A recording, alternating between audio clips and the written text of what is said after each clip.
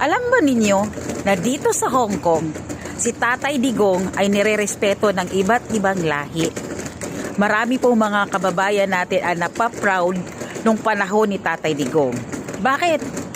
Noong nakasuot kami ng Duterte t-shirt o may mga tarpaulin kami para kay Tatay Digong, alam nyo ba ang ginagawa ng mga foreigner? Ba't ibang lahi? Nakakamao sila. Or hindi, sinasabi nila sa amin, pwede bang mahiram ang presidente ninyo? Kailangan namin sa bansa namin. Or sinasabi nilang, nakaka-proud ang presidente ninyo. Partida pa yan mga kapatid. Pandemic pa sa panahon ni Tatay Digong. Paano na lang kaya kung hindi pandemic? So, ang Pilipinas ay namamayagpag na sa buong mundo.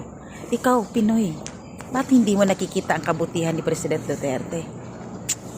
Naawa ako sa'yo.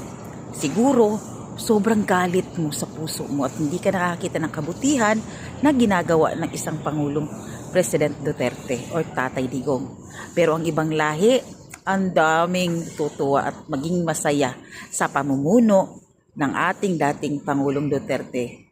Sana ikaw mamulat ka rin. Makita mo ang kabutihan na nagawa ni Tatay Digong sa bansang Pilipinas. Hindi pa huli. Sumama ka na sa amin. Yan ang totoo mga lods, diba? Hinahangaan ng ibang lahi. Pero may Pilipino pa rin na mga ugok, na mga sarado ang utak, na pulburonik. Kundi pulburonik bayad, galit kay Duterte kasi natukhang ang pamilya na dati.